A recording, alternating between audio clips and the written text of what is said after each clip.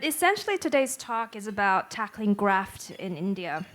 And our speaker will shed light on the state of corruption in the nation at high levels of office and how an individual can fight institutionalized corruption. Dr. Swamy is quite expert in this area, having famously fought and won landmark cases that exposed abuse of power in India, including the telecom spectrum case, which was one of the largest corruption scandals in India that resulted in the imprisonment of a government minister for taking bribes. Dr. Swamy is also currently prosecuting a case against Sonia Gandhi and Rahul Gandhi for breach of trust and illegally amassing millions in a property dispute involving the now defunct newspaper, the National Herald. Apparently, the next hearing is on the 14th of December. Aside from being a career public servant, our speaker is also a renowned economist, having taught at Harvard University for around 20 years. Dr. Swamy has a lot of public support for his efforts, also evident from the 3.32 million Twitter followers he has to date. That's impressive. Everyone give a warm welcome to Dr. Swamy.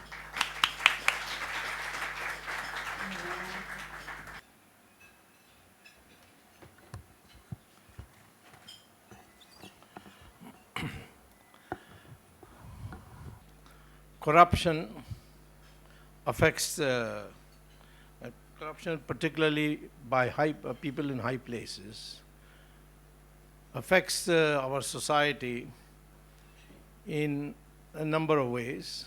Some of them I'll enumerate.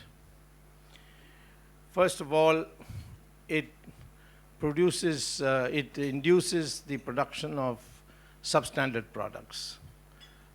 For example, if you are building a road and a tender is put out and it is given to somebody on corruption, then in order to recover his money, the builder or the road layer would use substandard products, and that road wouldn't last very long.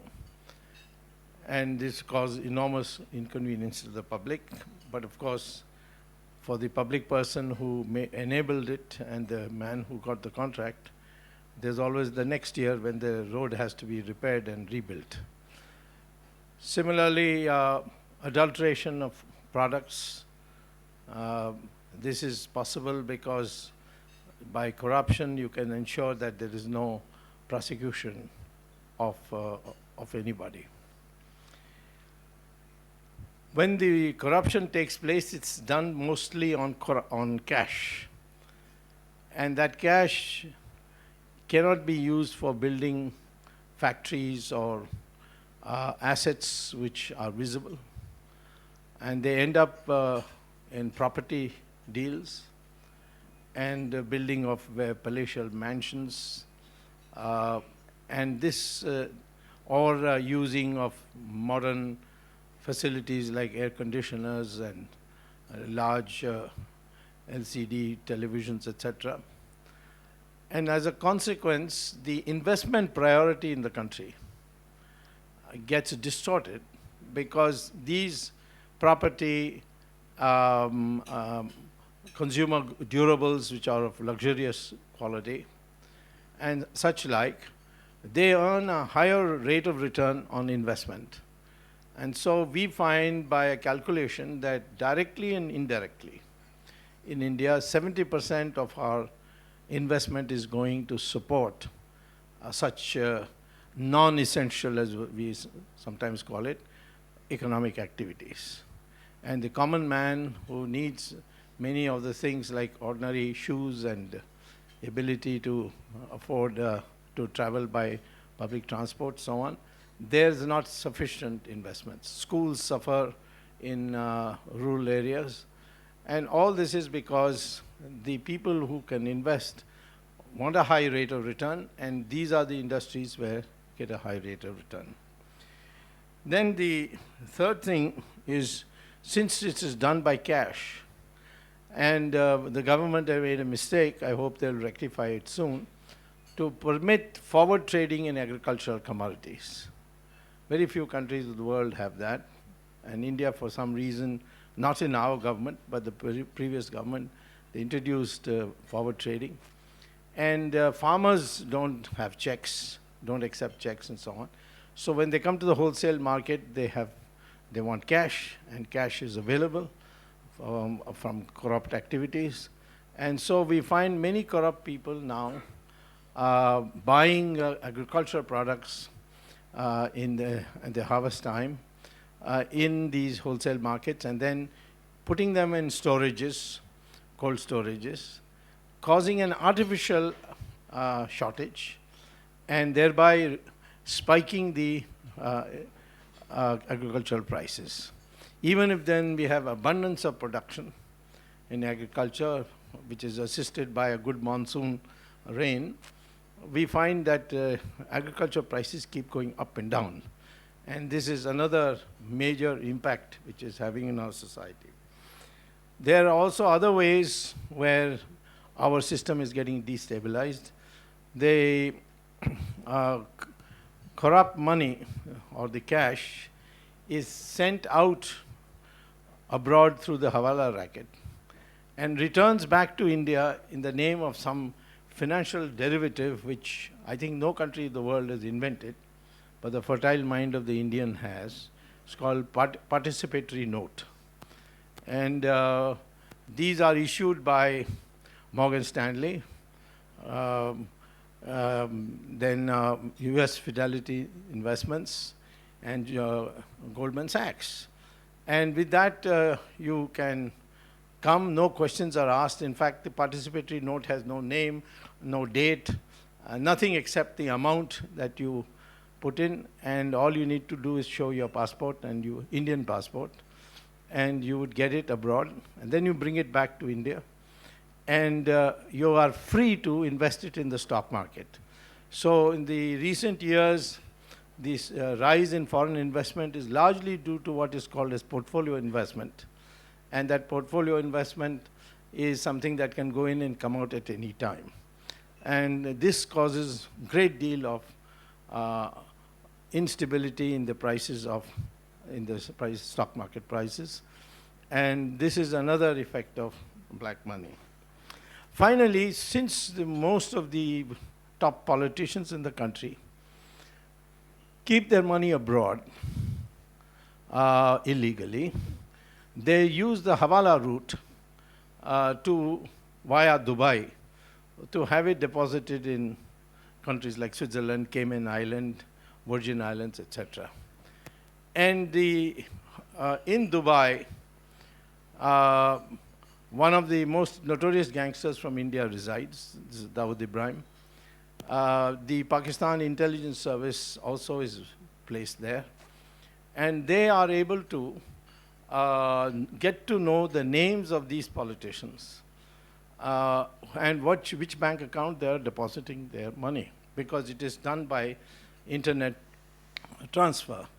And the Hawala agents cannot function in Dubai unless they comply and cooperate with these gangster forces plus the intelligence service of Pakistan. So I find, I will not name them, but many politicians are now pro-Pakistan in their attitudes, largely because of fear of exposure. Now this is the documented thing as far as we are concerned in India, and this is something which is very dangerous. So national interest gets compromised in this process. So we have a situation where fighting corruption is like fighting cancer in the body. It's a slow debilitation that is taking place in our country, and something had to be done. In 2014, this was one of the major planks. This major plank helped us to win the election. There were other planks also, Narendra Modi's, the present Prime Minister's own personality. And there was also, for the first time, a identity issue which was silently campaigned for, by which the large 80% population of Hindus buried their caste differences, regional differences, language differences, and not all of them, but a good section decided to vote for our party. And as a consequence, we gained 10% points in our vote, which we would not have had the old divisions that characterized Indian elections had remained. So these three things put together, we got a majority, but corruption was an extremely important part. And in that, I certainly had a major role to play because of the 2G spectrum scam. The 2G spectrum scam was simply this, that the government of India decided to sell spectrum to Indian companies at 1/10 the price it prevailed 10 years ago. And there was no auction. It was what is called as a first come, first served basis. So 9 people, very important people, had no problem being coming early to get their license. There were 450 applicants, but 9 got it. And all 9 were present in the minister's room when the allocation started. So they all got it because they knew the minister. So this first come, first served policy, I argued in court, is against public interest because spectrum is public property. Whatever is the airwaves in the sky, it is not a personal property to be traded, but it's something where its public interest is there, and so public interest requires that the best price be obtained for the society. And therefore, auction is the only way by which this could be done. Now, all these 9 people who got the license for 1/10 the market price, they decided to offload their spectrum to foreign companies. So somebody gave it to Etisalat at 8 times the price he paid the government of India. And the Tatas sold to half their spectrum to Docomo of Japan for 13 times the price he paid to the government of India. Like that, or someone, I think one company sold it to Telenor. So another company sold to a Russian company. So all these 9 companies either completely sold the shares, or rather they gave the spectrum wholly or partly to foreign companies, which found it also profitable to get it. Now there was a bar that if you got the spectrum, you can't sell it for 2 years. But the then finance minister came up with a devious proposal that you can't sell the spectrum, that's true, but you can sell the company. So with it, if the shares or if the spectrum also goes, that's okay. And that's what happened. And so all these points I argued in the court. And for the first time, the court said policy decisions of government, if they affect public interest, the court can interfere. And the court interfered, cancelled all the licenses, even though most of the operations were already in full swing, and arrested the Minister for Telecom, directed the arrest of, and the trial has begun where a lot of big industrialists are involved, and several politicians are also there. And I'm expecting sometime next March to see them all convicted and sent to jail, judging by the progress of the court. So this was a landmark which completely shattered the credibility of the Congress party and helped us to win the election. The Prime Minister, Mr. Manmohan Singh, was a nice, decent person, but he felt that discretion is the better part of valor, and he kept silent most of the time. The money, of course, went to Ms. Sonia Gandhi, but there was no way to prove that. Unless somebody cracks up after he's convicted, then there can be a case launched against her. But in the meantime, I found an interesting secret operation which a mole in the Congress party informed me of, that the National Herald newspaper has been closed down. That is, it was run by a company called Associated Journals. The National Herald Company, as it is popularly called, was closed down. And it was closed down because it had 90 crore rupees, that's around 900 million rupees, in debt to Congress party, which they couldn't pay. Now, why would the Congress party give such loans? That's because when it was started, there was only one party in the country, and it was called the Congress Party, and that was during 1937. And after independence, most of the people who bought the initial shares went to different parties, and because Congress Party was considered a party of the freedom movement, and where everybody joined. But after independence, it became a political party, but the control remained with National Herald. Now, the trick was that Sonia Gandhi and her son created a private limited company. And in that, their share ownership was about 80%. So in a sense, they owned the company.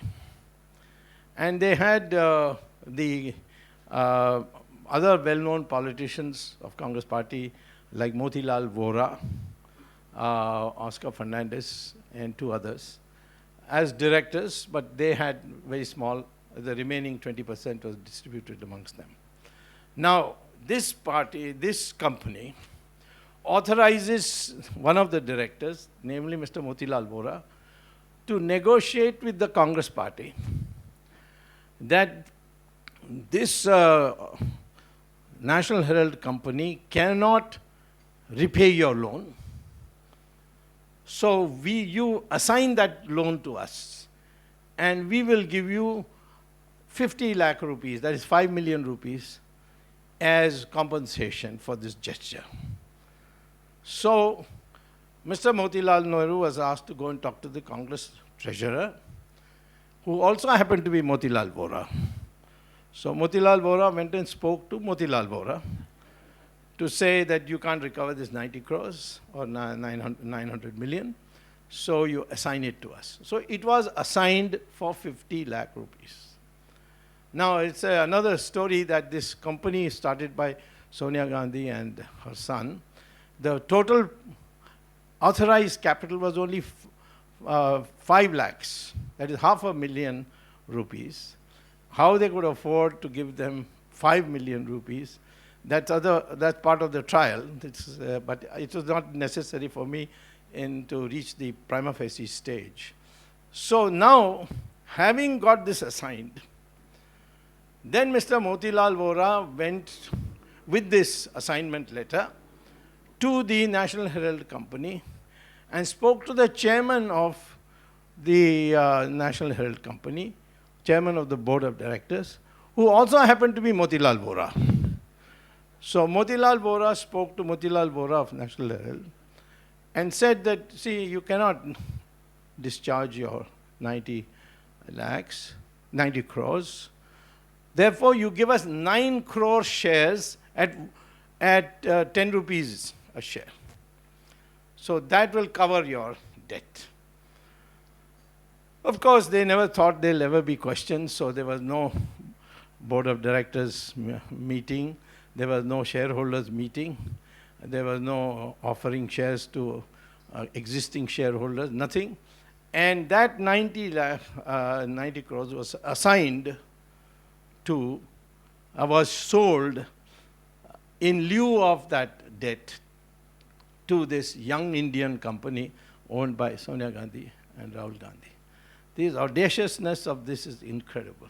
Now, first of all, National Herald Company had assets worth 20 million rupees with prime property in all the major cities. There was no question of their not discharging this debt. So I would, making a short of it, this was the kind of corruption that was taking place where every aspect of our society was being corrupted. And because they were not being caught, it just filtered down to the rest. It's my theory that unless you catch the people at the top, you cannot create the necessary fear factor in people at the bottom that if they can be caught, I too can be caught. It's no use catching policemen and postmen and so on. That's not going to create the necessary climate for corruption. So I went and filed a case in court while Sonia Gandhi and her party was in power. It's not my government which has enabled me to do it. And argued, and I must say, I'm quite proud to say, that we have a lot of corrupt people in India, but we also have a lot of honest people in India. And this lady judge was fresh in appointment. And she took, of course, 1.5 years of questioning me on this, asking me to produce this document, that document. And finally she ruled that they were prima facie guilty and they should be summoned and arrested. And then if they were to be given bail, they would be given bail. And that order was passed. Against that order, they went to the High Court. It took a year there. I won there also. And then I went to the Supreme Court. They went to the Supreme Court. I won there, and the Supreme Court directed them to appear. And a historic scene was created in India when Sonia Gandhi, Rahul Gandhi, and those other directors had to come and stand in the dock and then be formally arrested. And then they had to supply a bond and then a surety, that is who will stand and take the responsibility in case they run away. And they were set out in bail. Since then, I have been seeking the original documents which I am entitled to under Indian law. And by the way, this Indian law was originally framed by the British. There are some good things the British did. And it's pretty comprehensive. And there's plenty of room for an individual to do these things if he has the nerve to do it. So I'm waiting for these original documents because, according to me, there was no 50 lakhs given at all. So I want the Congress party accounts to show me where you got it. Two, that the 90 crores loan claimed to be from the Congress party. There's no record of it, according to my informed sources, and now I want documentation. Informed sources has ever been shown in the balance sheet of the National Herald.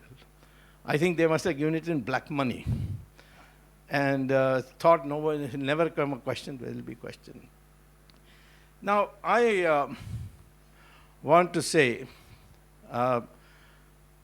before my time is up, that essentially the core of fighting corruption is based on one mathematical principle or a statistical principle, and that is that if my expectation of a reward from bribe is positive, then I will commit the act of bribery or corruption.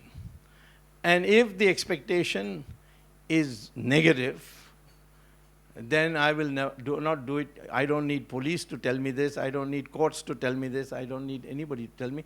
I myself, out of rationality, will not do it. That is, if you get a bribe, that's a certain amount. If you get caught, you lose a certain amount. You lose the entire amount, you lose your property, maybe you lose your reputation. All these are quantifiable. So there is a probability that you will not be caught. And by just subtracting it from 1, there is the probability that you will be caught. So a weighted average of probability of not being caught multiplied by the amount of the bribe plus the probability of being caught and the minus of losing, this weighted average is, in my opinion, the driving force of honesty versus corruption. And therefore, we have to see how if the probability of being caught is small, as it's there in most third world countries, how can we design punishment which is so heavy that despite the probability being small, you still feel disincentivized from going ahead. You think that is not worth the risk, however small, because of the loss that you would suffer.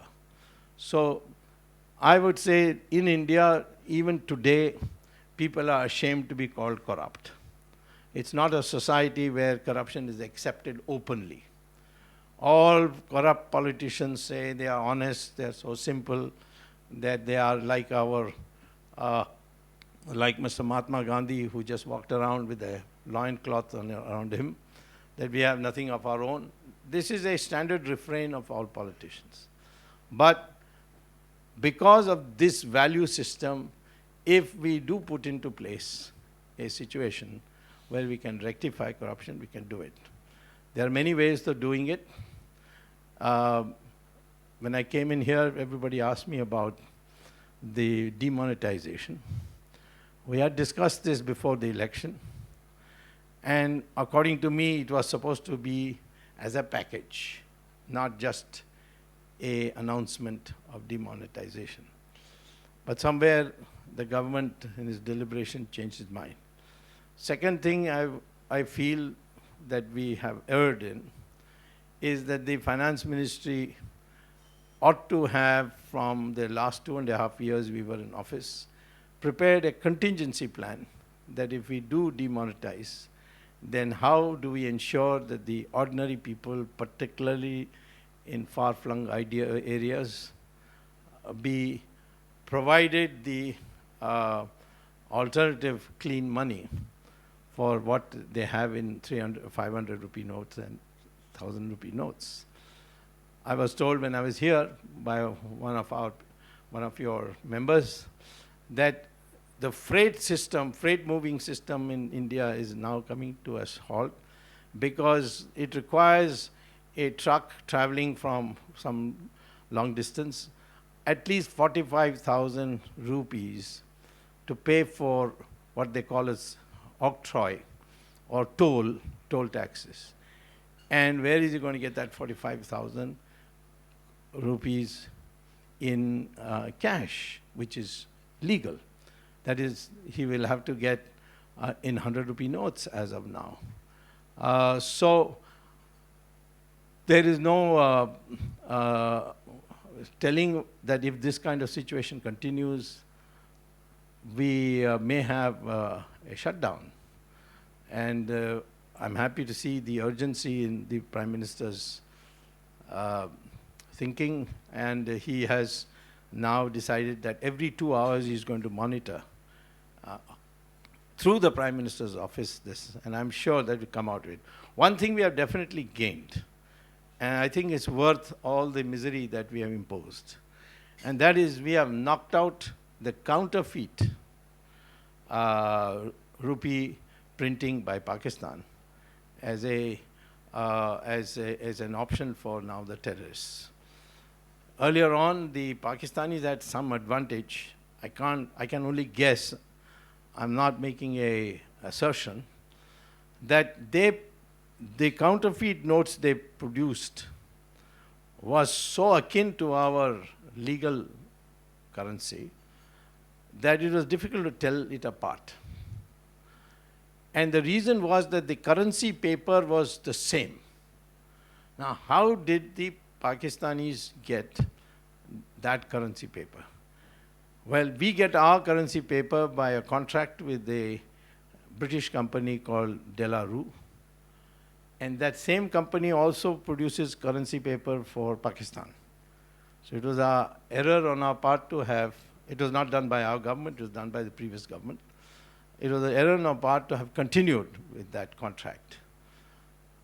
Because while I have no proof that the De La Rue company sold them our currency paper, but the fact is that the similarity is striking, and it's something that has facilitated Pakistan to create this kind of counterfeit note. As a consequence, all demonstrations in Kashmir have stopped. We haven't done anything new to pacify the people there. These young people who used to come, young boys who used to come, they are no more coming. And there are long queues outside the ATMs in Kashmir, who are ordinary people going and trying to convert their 500 rupee note and 1,000 rupee notes. And this only proves to us that the agitation was being financed by Pakistan. So there we have had a major gain. And it's a very big plus. But I wish we had set up kiosks in practically every corner of a city, in the rural areas, and so on. And that could have been done by contingency planning. Even today, the finance minister says that it will take him 3 weeks to modify the existing ATMs to provide for the new 2,000 rupee notes that we are issuing. Now, if you wanted 3 weeks, it should have been done earlier, not after the announcement. So maybe we are learning by doing, as they say. But the fact of the matter is that this is the thing that we have to do. There are other things we have to do. I will deal with the other in the question time. If somebody wants to know that tomorrow, if we want to get the money that's abroad, and that's almost $1 trillion. If you want to get it about how to do it, and what is the best way to bring it back to India, because that's the bigger share of participatory, of the corrupt money that is abroad. And therefore, I think India wants it, because I don't think for all the reportage of demonstrations, there is a equally big proportion which says we are willing to suffer this, provided it ends soon.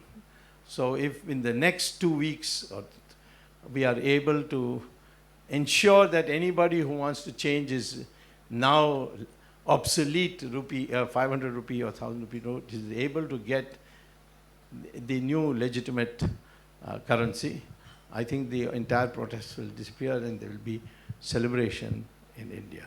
Thank you very much. Could you comment, please, on the extent of corruption within the judiciary itself, particularly amongst the judges, because I've heard some stories, there may be some. Well, if you are saying that are there corrupt judges, yes, they are. But in a case which has attracted public attention and media attention, will that corrupt judge be corrupt? My experience is no. So, of all our decisions of the courts, what proportion do you think might have been bought or influenced? I would say it would be not more than 20%. In the level of the Supreme Court, it's very difficult to say that even one judge is corrupt. He might have a political inclination, and he might, but on the other hand, the judge who ordered Sonia Gandhi to go and face the trial was known to be a very close friend of the Congress party. And I appeared alone. I don't keep lawyers because I don't trust them, although my wife is a lawyer. But they brought in 7 senior-most lawyers. And the judge who's now going to be the Chief Justice of India very soon in January, he a Sikh gentleman, and everyone was expecting that he'll give some relief, but he did not. And I think this public mood, this social media, this focus on television, all these are now a kind of cushion for us to pursue corruption very seriously. So I would say, compared to countries in our neighborhood, we are far more honest and clean than one could expect. And I understand that you are quite involved in the Tata Air Asia yes, of course. That's another corrupt thing. Yes. I would like to hear your views on I'll tell you. especially the High Court. Yeah. So thank you. Well, one of the saddest part of our recent corrupt history is a household name known for extraordinary honesty. The House of Tatas has now been sullied with corruption. And there's a battle royal going on just now. I hope the sacked chairman, who is supposed to be a very honest, upright person, is restored to his position. But this deal that he's referring to are two deals which the government of India permitted. And that is a deal between Air Asia Malaysia and two individuals, Mr. Ratan Tata and one NRI based in London who is now disappeared after selling his shares to Mr. Tata. And the other one was for Singapore Airlines, which had only with Mr. Tata. So two airlines, that is both AirAsia as well as Singapore Airlines, created a joint venture with Mr. Tata to create an Indian-based airline which could fly within the country. Now the problem was that till 2012 we did not allow any foreign direct investment in the Indian domestic airline industry. In 2012, because of the economic factors, etc., that were quoted, the government of India, the cabinet of that government of that time, decided that foreign airlines can invest up to 49% of the shares in existing Indian airlines, which are in dire need of money. Now, AirAsia as well as Singapore Airlines have not invested in any existing airline. Mr. Tata is not an existing airline. He is an individual. And this individual cannot qualify under the liberalization done by the cabinet, and therefore it was illegal. I raised it with the then previous government. It was also done by the previous government. And they didn't listen, so I went to court. And in court, I have come pretty far. The next hearing is also in December, on the 12th of December, and looks like it's going to be a final hearing.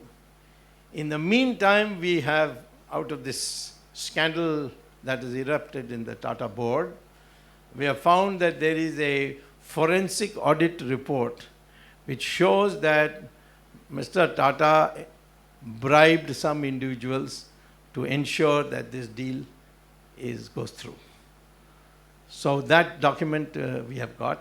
In fact, I filed a production of document petition in the High Court, and the High Court has issued notice to Tatas to submit it. And I'm 100% certain that both these joint ventures will be struck down, as was in the case of the 2G's spectrum license, and say that under the existing laws, it cannot be permitted. These two airlines have actually cut into our domestic airlines, and some of them have suffered because of the competition. And therefore, even in terms of the need, there was no question about it at all.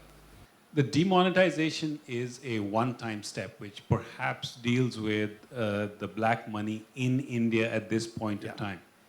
So firstly, how do we prevent the buildup of black money again, especially in light of a 2,000 rupee note certainly helping with that? Yes. And second, of course, is the question which you asked yourself about how do we bring the black money which is abroad, which far dwarfs the money in India? Well, I'll answer both questions. The first one is that unless you create incentives not to create black money, these measures are have no long-term effect. What are those measures? I would say that the first thing Indians need to feel that they don't have to cheat is the abolition of income tax. And the abolition of income tax I particularly recommend because the total revenue from it is less than the revenue you get from one auction of the 2G spectrum. 2G spectrum. After 2G, we will have auctions of 3G next year and then 4G. So at least for our term, we will have no problem of filling in the gap. I also believe that if you abolish income tax, the rate of savings will go up. And as a consequence, the investment will go up and growth will go up, and through indirect taxes, we will be able to get the revenue that we lose by abolishing income tax. And that's in America called Laffer curve or something like that. Now, this is these are the kind of measures. I would also like to see that indirect taxes of all the commodities, if you rank them by the revenue they give in indirect taxes, the first 21 give you 90% of the revenue. In my opinion, all the remaining, in thousands all the excise tax from those should be removed. So when there is transparency and simplicity, I don't think that our people would like to be corrupt. It's only the feeling that there's no other way to get what you want. Otherwise, somebody who's a crook will get it. If you are a striving industrialist or a young professional, you think, you see, this is the only way to do it. There's no other way. The people surrender. But nobody is happy to the extent that I've met, except a few, who want to be known as corrupt people or have done corruption. So this is one aspect. The second thing about bringing money back from abroad, there are 4 known ways. One is the way of having bilateral agreements. For instance, in Switzerland, we have a mutual assistance pact, but then we have to specify the details of the account and who owns it, and have a case registered within India. Now that's a painful process. The second one is the way the Germans and the French did. When Chancellor Merkel found that Liechtenstein Bank had many German officials having accounts, she asked the government of Liechtenstein to give her the list, and they declined it, saying, no, this is our business and we'll be finished. So secrecy is important, and they declined. So the German government then bribed the senior-most official of the Liechtenstein Bank. They gave him $500 million, a US citizenship and passport, and plastic surgery to change his face. And he's now living happily in the United States with a new identity.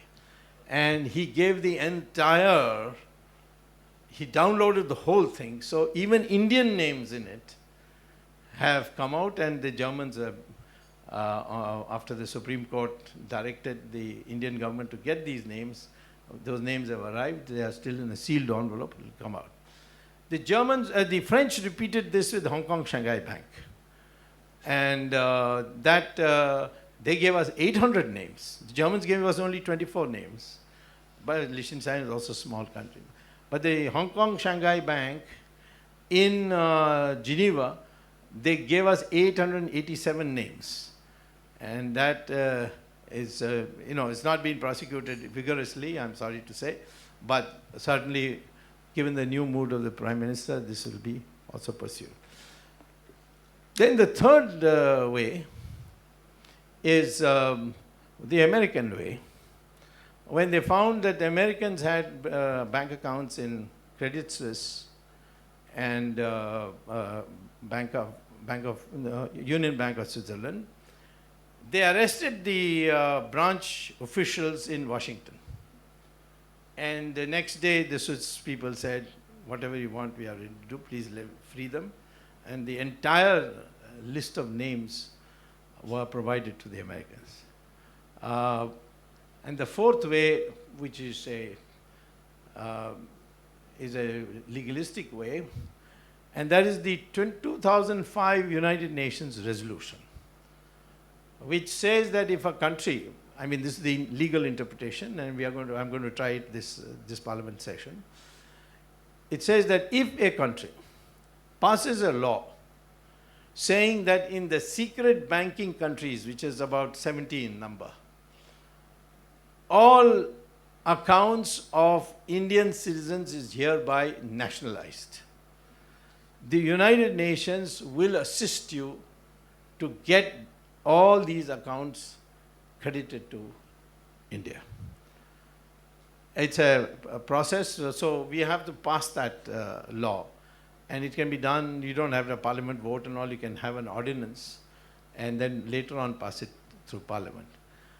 This is something which has attracted the Prime Minister's attention when I spoke to him. I'm expecting that this will really do. And it may take about a couple of years because there will be a lot of litigation and so on. We will have a proviso that if any of the bank holders say that they had, or I mean prove that they have opened these accounts legally and the money there was accountable, then those accounts would be returned. Otherwise, all these other accounts can be brought in. And so these are the 4 ways in which it can be done. I would like to understand the roots of corruption a bit better. If you look at China, people always say China is so corrupt because they don't have a system of checks and balances. It's just one party that organizes its own anti-corruption campaign. So mainstream opinion is if China had a free press and if China had a truly independent judiciary, corruption would be much less. Now, India has had both since inception, since you became independent, and yet, obviously, it's, I don't know whether it's as corrupt as China or less, but similar probably. Why do those checks and balances not work? Good question. Well, you said free press and an independent judiciary. And I think the judiciary has evolved quite a bit. I could say, by and large, it's independent. But media is also become corrupt. Although recently the government decided to issue a one-day ban on a prominent TV station called NDTV, I'm separately prosecuting them on the Air Asia matter because they got a bribe in that. And there's a money laundering case already registered against them. So we need our media also to be independent, but I don't agree that our corruption is more than China or as much as China. In China, you get caught only if you're against the party there, ruling party. In India, I think the process of people getting caught has started and it's going to continue.